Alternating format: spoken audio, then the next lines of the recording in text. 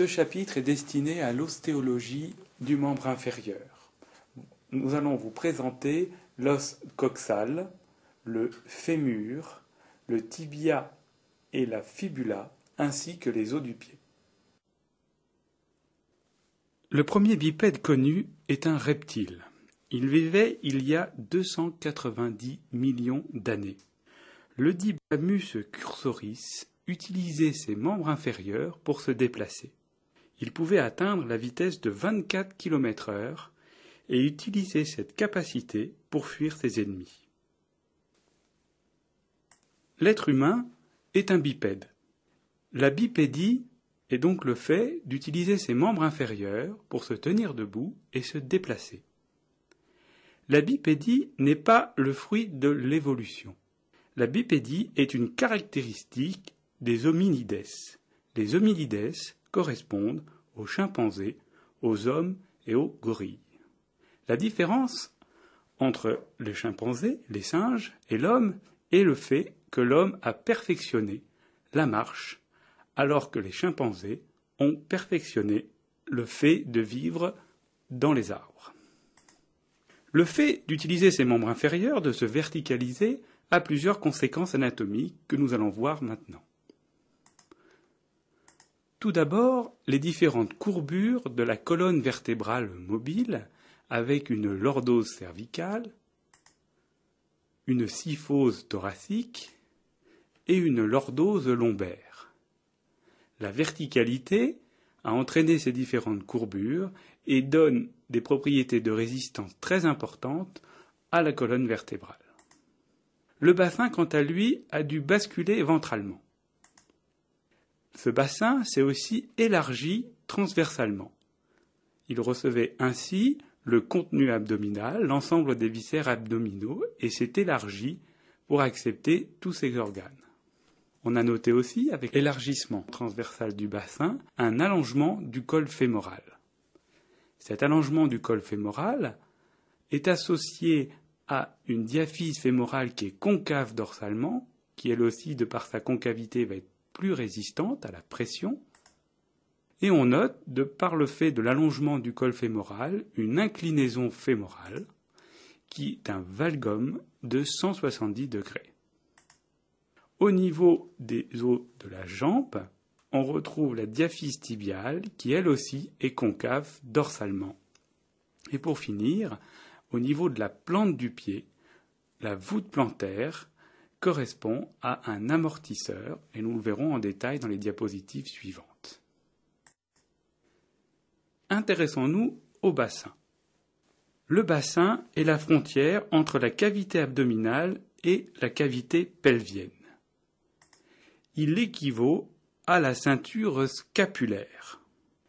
La différence avec la ceinture scapulaire est qu'au niveau du bassin, l'objectif est de transmettre les contraintes de poids et de pesanteur sur les membres inférieurs, alors qu'au niveau de la ceinture scapulaire, l'objectif est de donner la plus grande mobilité possible aux membres supérieurs pour faciliter l'usage des mains. Sur cette diapositive, sur cette vue ventrale du bassin, on a donc l'os coxal à droite et l'os coxal à gauche.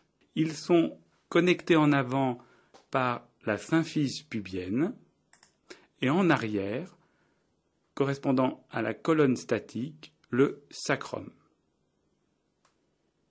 Le sacrum et les os coxaux, droit et gauche, sont articulés et c'est ce qu'on appelle les articulations sacro-iliaques. Elles sont particulièrement stables car c'est par elles que vont être transmises les contraintes mécaniques venant de la colonne vertébrale. Latéralement, sur l'os coxal, on peut mettre en évidence deux surfaces articulaires qui sont les acétabulums et c'est au niveau de ces articulations que va se faire le contact entre le bassin et le fémur. On retient donc trois articulations par os coxal. Cet ensemble permet de définir ce qu'on appelle l'anneau pelvien, et cet anneau pelvien est matérialisé par le détroit supérieur du bassin, il est représenté ici en pointillé. L'os coxal est l'os de la hanche. C'est un os plat qui forme la paroi antérolatérale du bassin. Il a une forme d'hélice à deux pales. Un pal postéro-crânial et un pal antéro-caudal qui est perforé, et cette perforation se nomme le foramen obturé.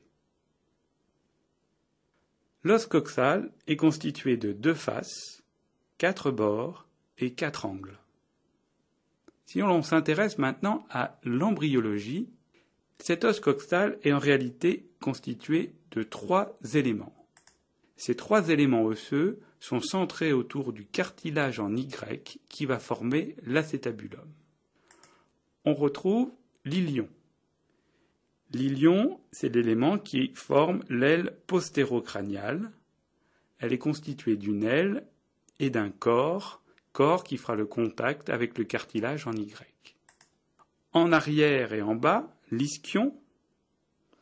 L'ischion va donc participer à la formation de la pale antérocaudale et va être constitué d'un corps, lui aussi connecté à la région cartilagineuse en Y, et d'une branche. Enfin, le pubis, qui va former donc la partie antérieure et supérieure de la pale antérocaudale et va être constitué d'un corps et de 2 branches. Voyons l'os coxal droit sur une vue latérale. Il s'agit de la face exopelvienne. On décrit sur cette face latérale 3 étages successifs.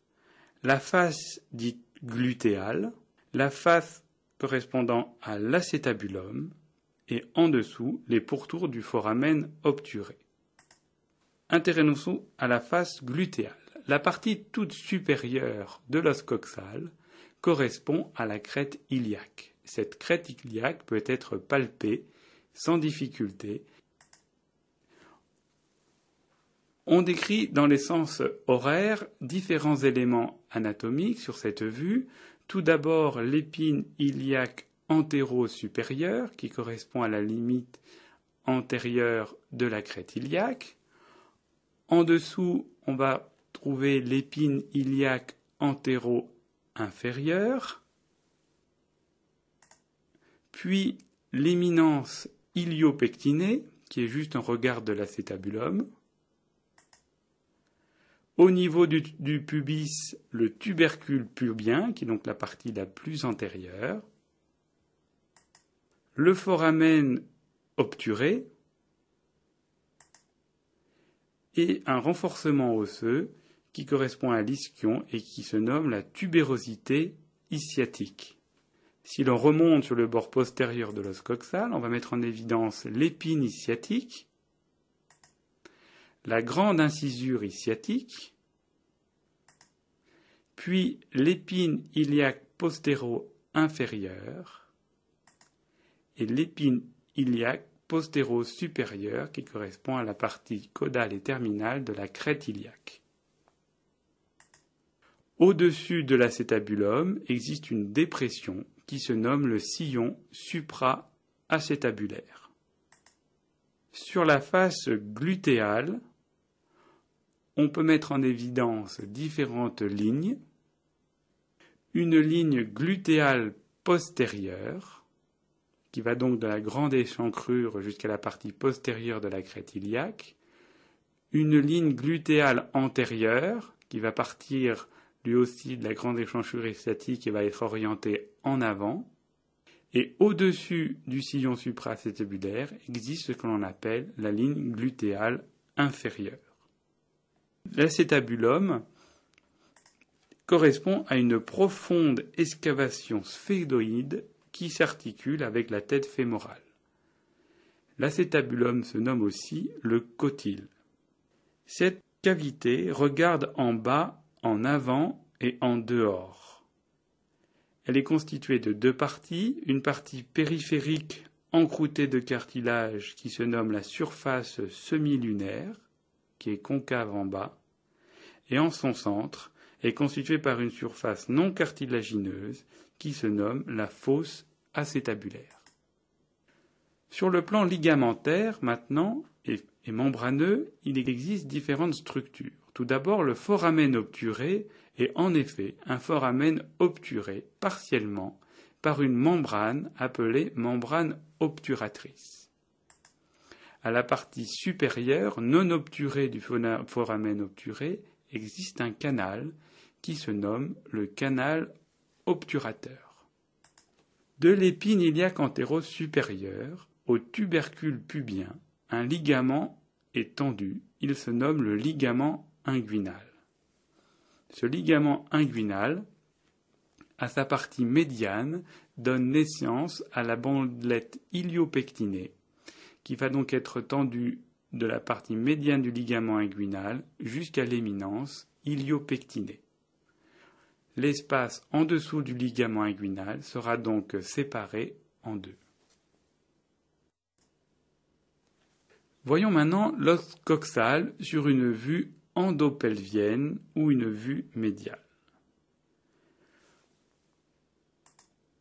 Tout d'abord, on peut replacer la crête iliaque telle qu'on la voyait sur la vue externe, qui correspond donc au bord crânial de l'os coxal. On peut placer aussi l'épine iliaque antéro-supérieure, la partie ventrale est à gauche du schéma, je vous le rappelle, suivi en dessous de l'épine iliaque antéro-inférieure, de l'éminence iliopectinée et de l'épine pubienne, que l'on voit bien mieux sur cette vue endopelvienne. Si l'on continue, le foramen obturé, recouvert par sa membrane, la tubérosité ischiatique, en vue médiale, la petite incisure ischiatique qui se trouve en dessous de l'épine ischiatique, qui n'était pas représentée sur le schéma précédent, et au-dessus de cette épine ischiatique, la grande incisure ischiatique. De même, on peut placer l'épine iliaque postéro-inférieure et l'épine iliaque postéro-supérieure. Une partie osseuse plane irrégulière va correspondre à la tubérosité iliaque. Elle se situe légèrement en avant et au-dessus de l'épine iliaque postéro-supérieure. De l'épine pubienne jusqu'à la tubérosité iliaque existe une ligne qui correspond donc au détroit pelvien et qui se nomme la ligne arquée. La fosse iliaque correspond à une surface triangulaire, concave et lisse. Elle est orientée en avant, en haut et en dedans. Elle est le lieu d'insertion du muscle iliaque. La surface symphysaire correspond donc à une articulation, a un grand axe oblique en bas et en arrière, tel que vous pouvez le voir sur le schéma, et ce grand axe fait un angle de 30 degrés avec l'horizontale. En bleu représenté ici, la surface auriculaire, qui va donc correspondre à la face coxale de l'articulation entre l'os coxal et le sacrum, sacro-iliaque. Si l'on s'intéresse maintenant aux structures fibreuses, nous avons la membrane obturatrice, cette fois en vue interne, puis le canal obturateur, juste au-dessus, et nous allons voir maintenant deux structures ligamentaires particulièrement résistantes entre le sacrum et l'os coxal. Il s'agit tout d'abord du ligament sacro-tubéreux. Le ligament sacro-tubéreux a pour origine les épines iliaques postérieures, le bord latéral du sacrum et le bord latéral des deux premières vertèbres coxygènes. Ces fibres convergent en avant, en dehors et en bas et s'épanouissent en éventail. Ce ligament va se terminer sur le bord de la tubérosité ischiatique, d'où va se détacher une extension arciforme, appelée processus falciforme, qui se dirige sous la face interne de la branche de l'ischion et qui se termine en dessous du foramen obturé. L'autre ligament correspond au ligament sacro-épineux. Ce ligament sacro-épineux est de plus petite taille que le précédent, il est de forme triangulaire, il est mince et se trouve en avant du ligament sacro-tubéreux. Sa base est fixée sur le bord latéral du sacrum et du coccyx. Son sommet se termine sur l'épine ischiatique. Enfin, on peut placer le ligament inguinal de l'épine iliaque antéro-supérieure à l'épine pubienne. Et enfin, la bandelette iliopectinée. Nous allons étudier maintenant les ligaments d'union de l'anneau pelvien. Tout d'abord, nous allons pouvoir replacer les structures précédemment décrites avec tout d'abord le ligament sacro-tubéreux. On voit bien sa terminaison sur le bord de la tubérosité ischiatique sur ce schéma. En avant de lui, plus petit, plus mince, le ligament sacro-épineux. La grande incisure ischiatique au-dessus du ligament supraépineux et la petite que l'on voit ici en perspective en dessous. Entre les deux pubis, le disque symphysaire et en dessous de ce disque symphysaire, un ligament arqué infrapubien résistant. Enfin, des structures qu'on n'a pas encore présentées. Tout d'abord, le ligament sacro-iliaque antérieur. Ce ligament sacro-iliaque antérieur correspond à l'ensemble des ligaments dits ligaments sacro-iliaques. Ces ligaments sacro-iliaques antérieurs sont peu résistants et renforcent en avant la capsule articulaire. Les ligaments sacro-iliaques dorsales, qui n'est pas visible sur ce schéma puisqu'on est sur une vue antérieure, sont tendus de l'épine iliaque postéro-supérieure et de la tubérosité iliaque sur la crête sacrale latérale. Il existe d'autres ligaments qui ne sont eux visibles que sur une coupe, c'est ce que l'on peut voir dans le petit schéma sur la droite, et cela correspond aux ligaments interosseux. Ces ligaments interosseux sont courts mais particulièrement résistants. Ils sont situés contre la face dorsale de la capsule articulaire et ils sont insérés sur les tubérosités iliaques et sacrales. Sur ce schéma, on peut placer aussi les ligaments ilio-lombaires qui vont permettre la connexion avec la colonne vertébrale, ses renforcements ligamentaires et l'ensemble des ligaments de l'anneau pelvien. Sur la face antérieure de la colonne vertébrale mobile, mais aussi du sacrum, on retrouve le ligament longitudinal ventral. Le fémur est l'os de la cuisse. C'est un os long de 30 à 50 cm qui s'articule avec l'os coxal en haut et le tibia et la patella en bas. On décrit une épiphyse proximale. Cette épiphyse proximale présente une tête, appelée tête fémorale, un col et des tubérosités. On décrit aussi à cet os une diaphyse et une épiphyse distale qui va être constituée de deux condyles et de tubercules. Voyons plus en détail l'épiphyse proximale. L'épiphyse proximale est constituée de différents éléments. Tout d'abord la tête. La tête fémorale fait 2/3 d'une sphère de 25 mm de rayon. Cette tête fémorale regarde en haut, médialement et légèrement en avant. Il existe une dépression dénuée de cartilage, appelée la fovea capitalis, et qui correspond au lieu d'insertion du ligament de la tête fémorale.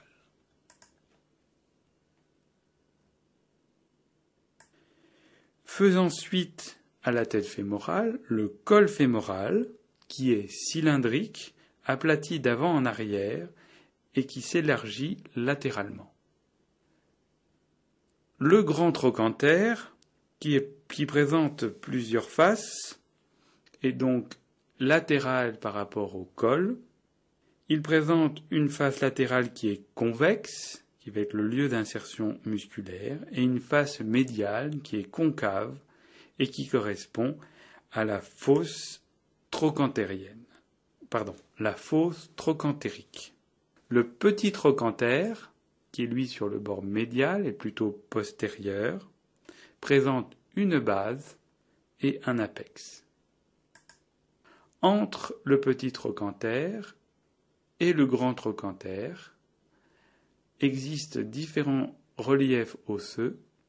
À la face postérieure existe donc entre le petit trochanter et le grand trochanter la crête intertrochantérienne, alors que sur la face ventrale, le relief reliant le grand et le petit trochanter s'appelle la ligne intertrochantérique.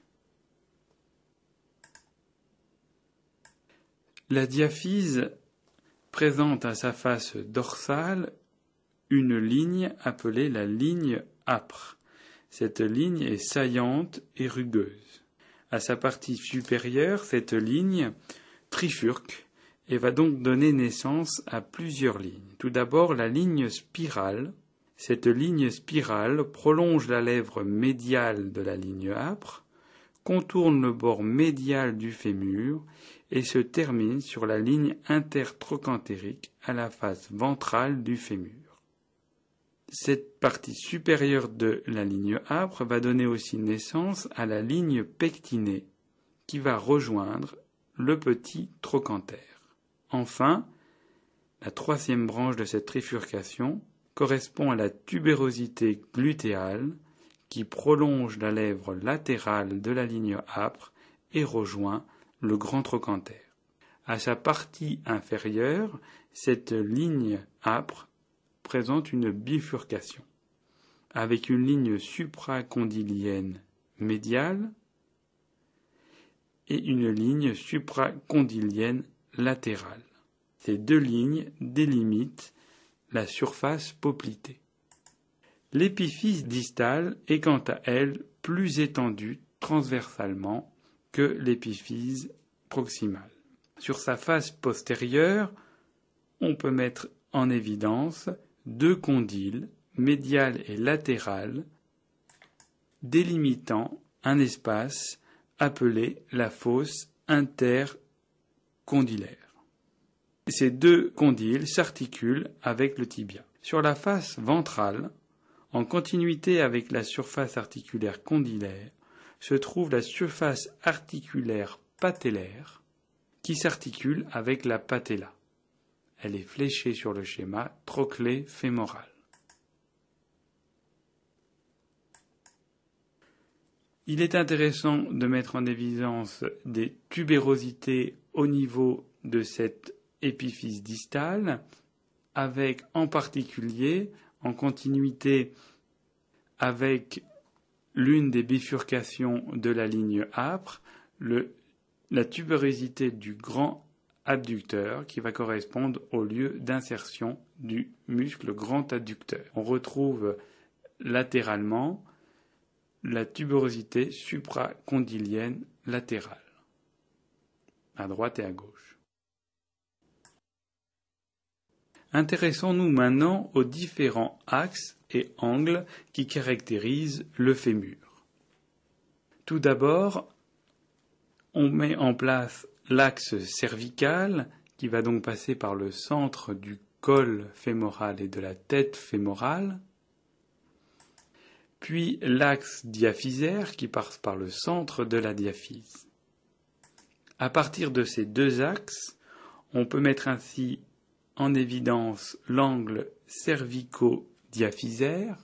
Cet angle cervico-diaphysaire correspond à une angulation d'environ 130 degrés et l'on décrit, en fonction des variations anatomiques et en fonction de la taille de cet angle, soit une coxa vara avec un angle cervico-diaphysaire inférieur à 130 degrés, soit un coxa valga avec un angle cervico-diaphysaire supérieur à 130 degrés.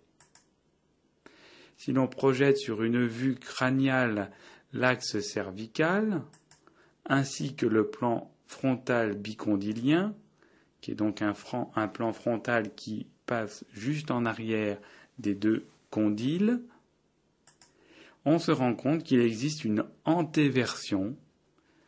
Cette antéversion du fémur est évaluée à environ 15 degrés. Enfin, si l'on trace en pointillé une ligne verticale et qu'on s'intéresse à l'angle entre l'axe diaphysaire et cette verticale, on met en évidence un angle de valgus diaphysaire physiologique de 7 degrés. Intéressons-nous plus en détail à la structure interne de l'épiphyse proximale. Cette structure est particulièrement résistante car c'est par elle que les forces vont être transmises aux membres inférieurs. Toute structure osseuse sous contrainte mécanique va présenter une structure interne adaptée avec la mise en place de trabécules. Ces trabécules sont donc situés dans l'os spongieux et s'organisent de la façon suivante.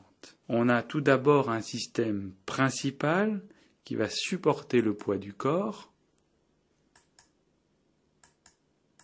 Ce système principal est subdivisé en deux. Les trabécules céphalodiaphysaires, qui sont représentés ici en bleu. Les trabécules céphalo-cervicales, qui sont représentés ici en rouge. Il existe un système accessoire, en opposition avec le système principal qu'on vient de voir, qui est lui aussi subdivisé en deux contingents. Les trabécules trochantériques diaphysaires, représentés en vert, et les trabécules trochantériques, qui sont donc uniquement dans le trochanter et qui sont représentés ici en gris. Il faut retenir sur cette diapositive l'existence d'une zone de faiblesse, et c'est à ce niveau que les fractures du fémur vont être le plus fréquentes, avec soit des fractures du col du fémur, soit des fractures dites pertrochantériques. Le squelette de la jambe est constitué par deux os distincts, le tibia et la fibula. Le tibia correspond à l'os antérieur et médial de jambe. Si l'on s'intéresse à l'épiphyse proximale du tibia, on constate qu'il s'agit d'une structure volumineuse et allongée transversalement.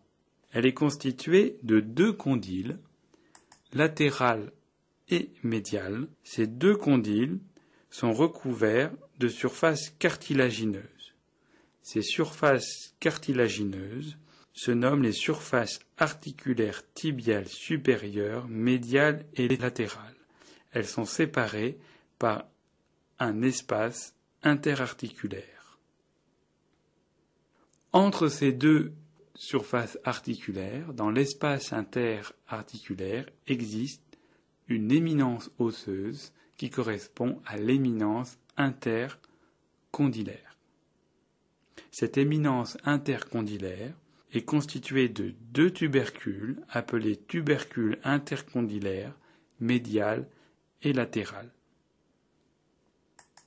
À la face antérieure de cette épiphyse proximale existe une tubérosité volumineuse appelée la tubérosité tibiale.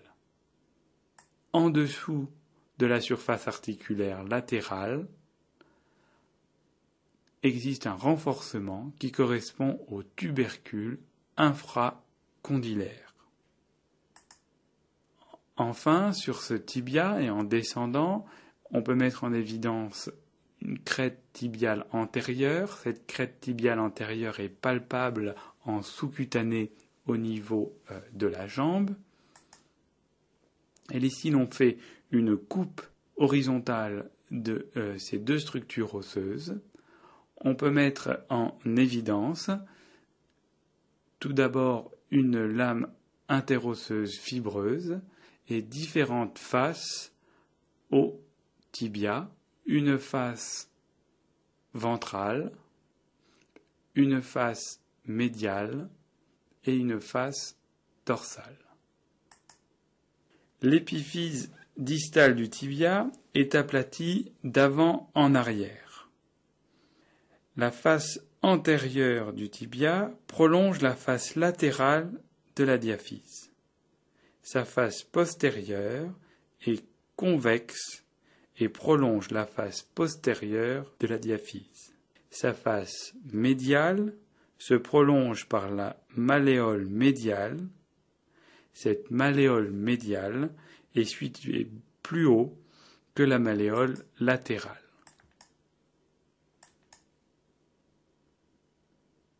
Si l'on s'intéresse maintenant à la fibula, il s'agit d'un os grêle, postérieur et latéral de jambe, qui s'articule à ses deux extrémités avec le tibia.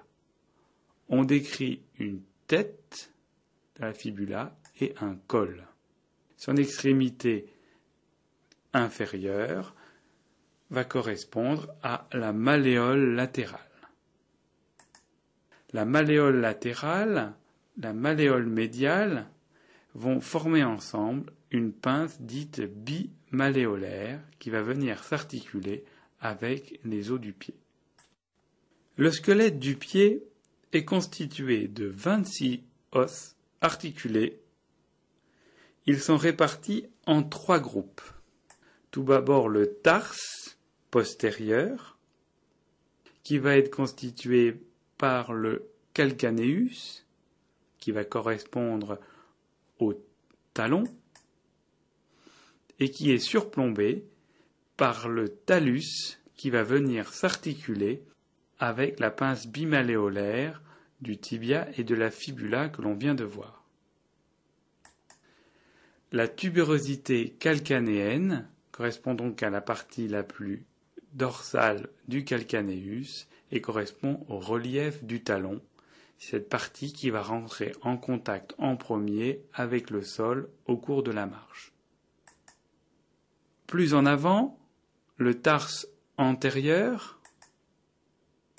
Le tarse postérieur est séparé du tarse antérieur par ce que l'on nomme l'articulation transverse du tarse et qui est représentée ici en violet. Le tarse antérieur est constitué des os suivants, l'os cuboïde, qui est le plus latéral, l'os naviculaire, qui est plus médial, et en avant, 3 os appelés os cunéiformes. En avant du tarse antérieur existe le métatarse. Entre le tarse antérieur et le métatarse, représenté en rose ici, existe ce que l'on nomme l'articulation tarso-métatarsienne entre les os cunéiformes et l'os cuboïde en arrière et les métatarses en avant. On a 5 métatarsiens et plus distalement les phalanges.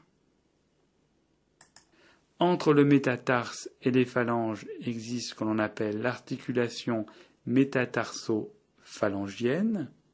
Les phalanges au niveau des orteils sont au nombre de 3, P1, P2, P3, proximale, moyenne et distale, au nombre de 3 pour le 2e, 3e, 4e et 5e orteil.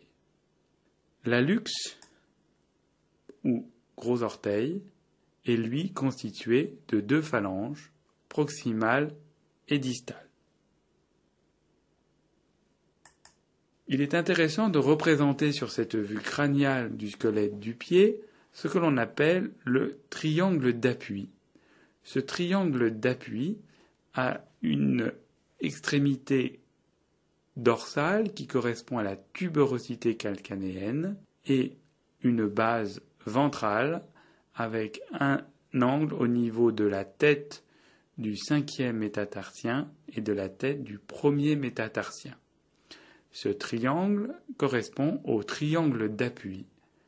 C'est sur ces points de contact, à l'extrémité de ces triangles, que repose tout le poids du corps.